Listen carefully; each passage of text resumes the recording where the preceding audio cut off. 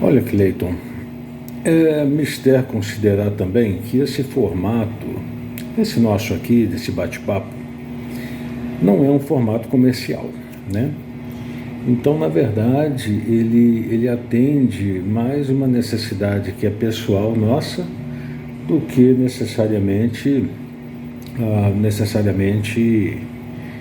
se traduzir em algo que possa render frutos, né, em termos de aumentar a audiência e assim por diante. Até porque eu estava verificando uma coisa,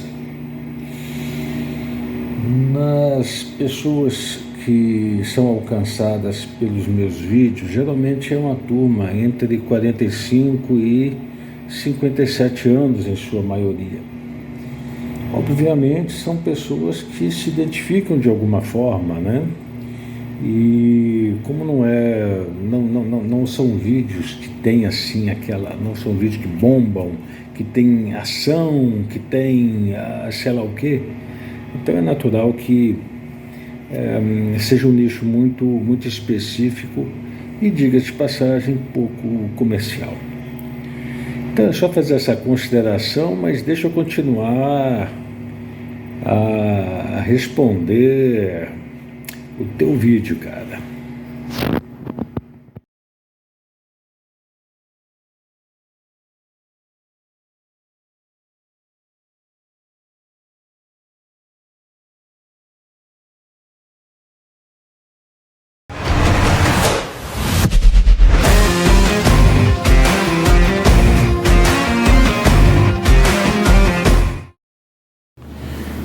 Olha só, eu estava vendo aquele pedaço em que você está ali entre Porto Murtinho e até um pouco antes de Itabirito. Cara, esse pedaço da estrada me dá um profundo desânimo.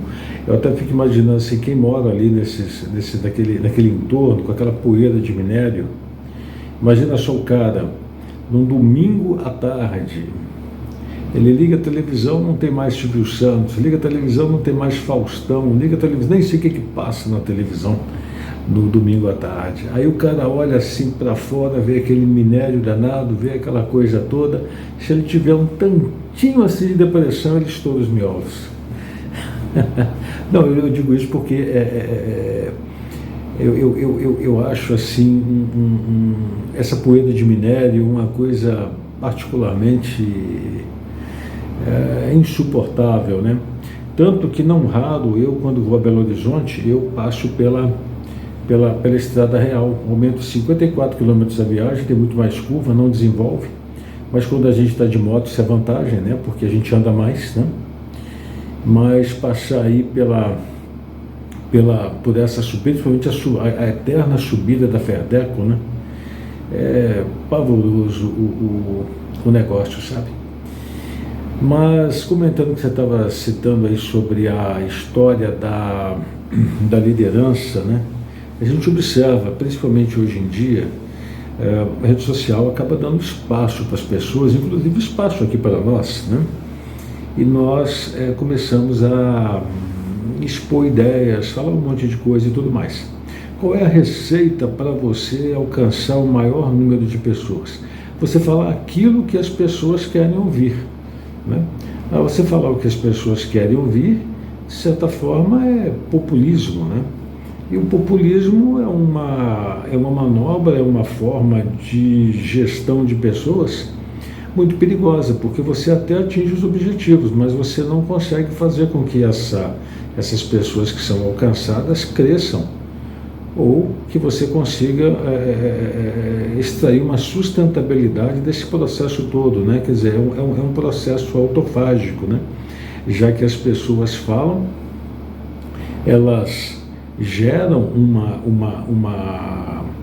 um engajamento e, não raro, em vez de construir, elas tornam o processo cada vez menos exigente, né? E a consequência prática é o caos.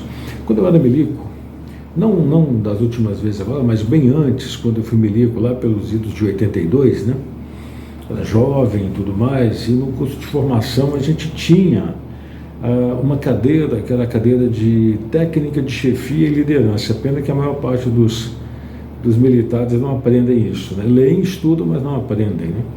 E se colocava uma coisa muito distinta entre a chefia e a liderança. E o próprio livro que era utilizado como base nisso, eu não me recordo agora o livro e o autor, ele citava os tipos de liderança que existem: a liderança executiva, a liderança...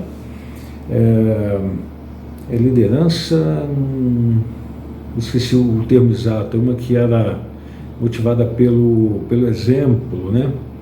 A liderança coercitiva. Opa, liderança coercitiva. Quer dizer, liderança coercitiva é aquela que, para você obter uma determinada resposta, você tem que fazê-lo através do uso da força ou através da aplicação de sanções, caso você não obtenha o objetivo pré-determinado, né? Peraí, se você está fazendo isso, então já não é liderança, porque a liderança é justamente você conseguir com que as pessoas te sigam, te acompanhem, porque elas querem, e não porque elas vão sofrer uma sanção em não fazê-lo, né? Então eu digo isso porque a internet hoje deu um espaço muito grande para as pessoas, inclusive para nós aqui, e com isso a gente vê as coisas bem características, né? As pessoas, para poder prender a atenção de outras, elas precisam serem chamativas, gesticularem, gritarem, fazerem macaquices, né? Para a gente que já fez mestrado e tudo mais, existe a técnica correta para você fazer as apresentações de tudo. E isso quando você está lidando no meio acadêmico, né? Quando eu digo meio acadêmico, não é o meio acadêmico que é essa bagunça hoje em dia. É o meio acadêmico que eu digo meio de excelência, né? E aí que vem aquela parte engraçada. Uma das coisas que a gente aprendia na oficina era justamente a questão de você tem que prender a atenção das pessoas naquilo que você está ensinando, aquilo que você está demonstrando. Você não atrai atenção sobre si. Então você não vai ficar imóvel, parado, mas é permitido até que você gesticule um pouco, mas na verdade você se contém, você jamais entra na frente daquilo que você está mostrando. Quer dizer, existe uma série de técnicas que são utilizadas. E aí tudo começou com os professores de cursinho lá atrás, para prender a atenção das pessoas de modo geral. No meu tempo mesmo de cursinho era assim, né? Quem fazia sucesso era o professor porra louca, né? Pô, meu irmão, o negócio é o seguinte, é isso aqui assado, porque nós vamos fazer assim, né? Então o cara fazia essas coisas e aprendia a atenção do aluno, né? E eu chamo isso de comportamento disfuncional, né? E aí você vai fazer um vídeo em que você não faz essas macaquices, essas gesticulações, você simplesmente não consegue atrair a atenção da esmagadora maioria das pessoas. Você não obtém a atenção, com isso você não tem engajamento, você não tem nada. E aí é que está o grande lance da história, sabe? Os líderes, eu não acredito que líder é aquele cara que se impõe pela força, não. Como eu estava falando da liderança coercitiva ali atrás, liderança coercitiva não é a liderança, é chefia, né? É o emprego da força para se obter resultados, né? É o emprego de sanções para se obter resultados, não obter o engajamento das pessoas e tudo, né? Então, no caso da força, eu fico percebendo uma coisa interessante.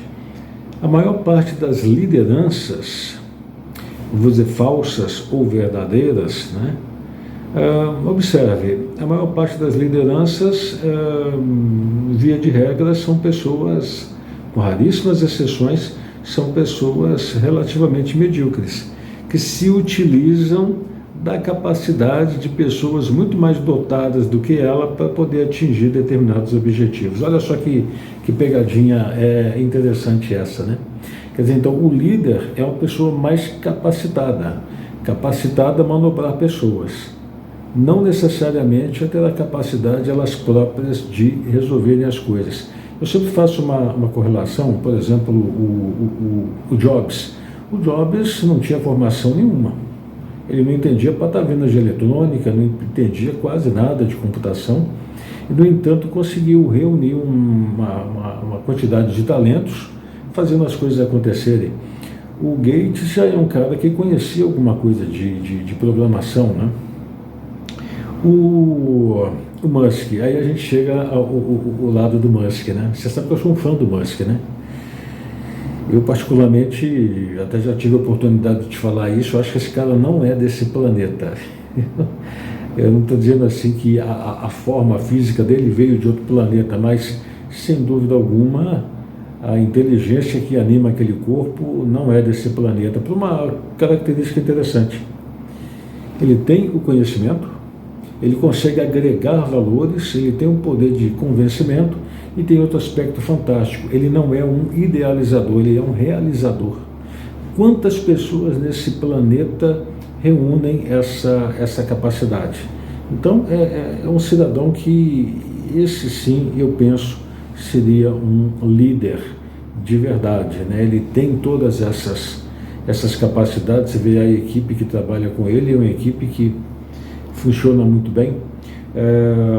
Os Jokes principalmente reclamam bastante, né, de quando ele assumiu o antigo Twitter, né, 90, tem até uma piada disso que ele próprio fez, né, dizendo que 90% das pessoas foram demitidas. Ele falou assim, não, 90 não, foram 80%. Mas o princípio está correto, né?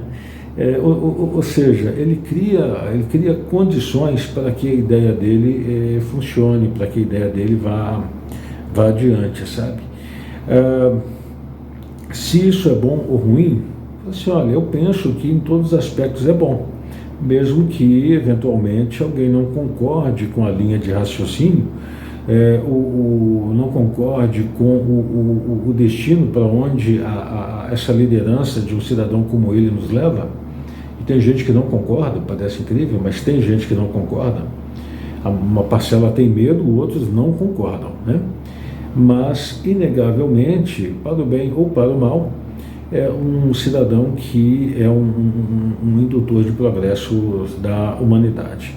E aí eu fico notando uma coisa interessante, né? Como é que o progresso é algo que se desloca em termos assim de dobrar a capacidade, de aumentar a capacidade. Esse aumento de capacidade é feito de forma exponencial, né?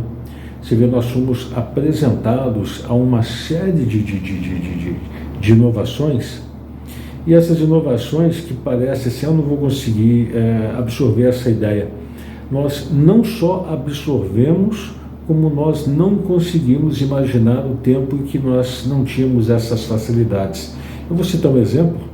Eu, quando acadêmico de medicina, fazendo exames de saúde ocupacional, pessoal na rede bancária, na época era o Banco Real aqui em Minas, e o Bradesco na época já estava numa época de inovação, de informatização mais avançada do que os outros bancos, né?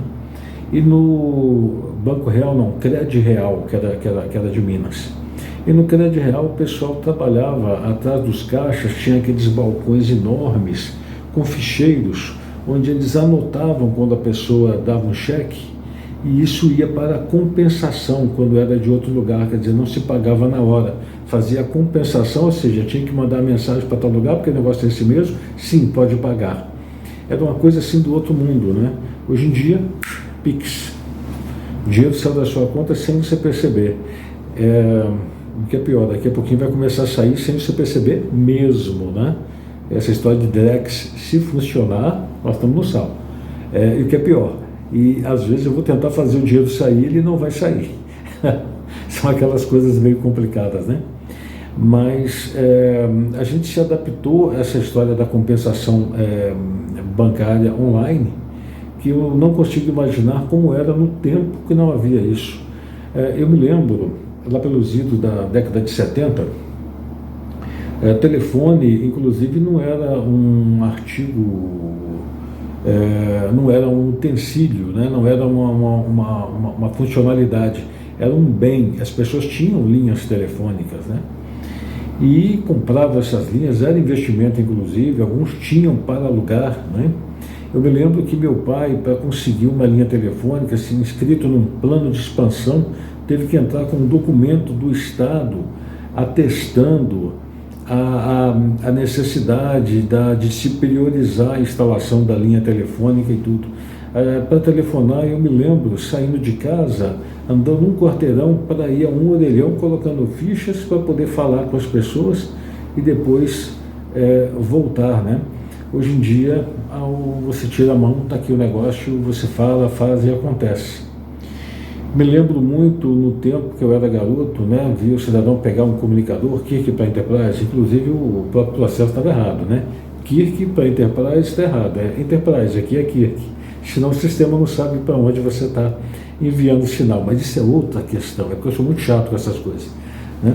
Então, o cidadão fazia isso, ou você via o videofone que aparecia nos filmes de ficção científica, e eu ficava bobo com esse negócio. E hoje isso é uma rotina, a gente se adaptou perfeitamente a isso. No caso de radioamadores, a gente tinha uma preocupação muito grande com a rede de emergência de radioamadores. Acabou que, por uma razão diversa, a rede de emergência acaba sendo relegada hoje por uma aplicação tática, aplicação estratégica, perdeu completamente o sentido, por uma série de outras razões que não convém a gente discutir aqui. Mas eu mesmo falei assim, olha, eu fico mexendo com esse negócio que não funciona, que não tem gente para operar, bota ali um Starlink e pronto, acabou. Posso falar com o mundo inteiro em caso de necessidade, em caso de urgência. Eu não sei se vai ter um mundo para eu poder falar com ele, mas eu tenho condições de falar em caso de necessidade, né? Tem a fonte de energia e a partir daí, pronto, lá de casa eu tenho um ponto de contato com qualquer parte do mundo e tudo mais. E a gente se adapta a essas coisas, né? E com uma facilidade muito grande. Daqui a pouquinho deve inventar aí o teletransporte, daqui a pouquinho deve inventar o telefone que fala com outros mundos, né? E a gente vai se lembrar de uma forma assim bastante horrorizado, o que tinha um tempo que as pessoas tinham que entrar no avião para poder ir do Ceará até Minas Gerais, ou pior, eu tinha que conversar com os mortos em pensamento, rezando em sonhos, né? Então, essas são coisas que a gente fica vendo que a gente vai se adaptando com uma velocidade muito grande, sabe? Eu acredito na nossa capacidade de adaptação.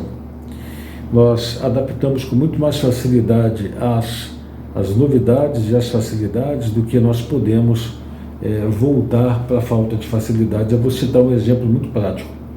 O verdadeiro caos na vida de qualquer mortal hoje em dia é ficar um dia sem energia elétrica. 2 dias sem energia elétrica. Nossa, amanhã é o caos, porque a partir desse momento ele perde a geladeira também. E não se vive sem geladeira. Olha como é que o negócio é interessante, né? São coisas que nós sempre vivemos sem, vivíamos muito bem. Quer deixar um cara completamente doente? Eu, por exemplo, o celular é uma complementação do meu cérebro, né? Porque eu já não sei mais um número de telefone sequer. Está tudo no meu telefone, na agenda. Boa parte das informações profissionais que eu tenho estão no telefone. Mas por que isso? Porque é aquele conceito de memória, conceito de inteligência, né? Bobagem você guardar um monte de informações na sua cabeça. Você tem que indexar as informações, ou seja, é uma ferramenta de inteligência, indexar, para que você saiba onde as informações estão. Sabendo onde as informações estão, aí você tem como aplicá-las da forma mais conveniente para atingir os seus objetivos. Então, eu sei onde a informação está. Sabendo onde a informação está, deixa eu ver, tal coisa assim assado, só um minutinho, por favor. Tudo pronto, perfeito. Nós vamos fazer assim, assim, assado, porque esse caso explica-se melhor isso, ou aquilo, né? E isso é uma coisa que hoje em dia é rotineira. Nós nos adaptamos a esse funcionamento. E até quando a gente faz os vídeos, né, que a gente fala assim, é para suprir talvez uma lacuna de memória no futuro. Pois é exatamente isso, né? A gente está transferindo isso aqui para a nuvem, né? De forma que a gente possa acessar mais tarde, se necessário, onde quer que a gente esteja, sabe? Se a gente fizer uma consideração apanhado, isso é bom ou é ruim? eu até entendo da seguinte forma: a nossa capacidade de processamento está reduzindo. Antes eu pegava o carro, ia dirigindo, eu falava assim, olha, estou dirigindo aqui, são 9 horas, às 9h50 eu estarei passando por tal lugar se eu mantiver essa velocidade com os atrasos ao longo do percurso.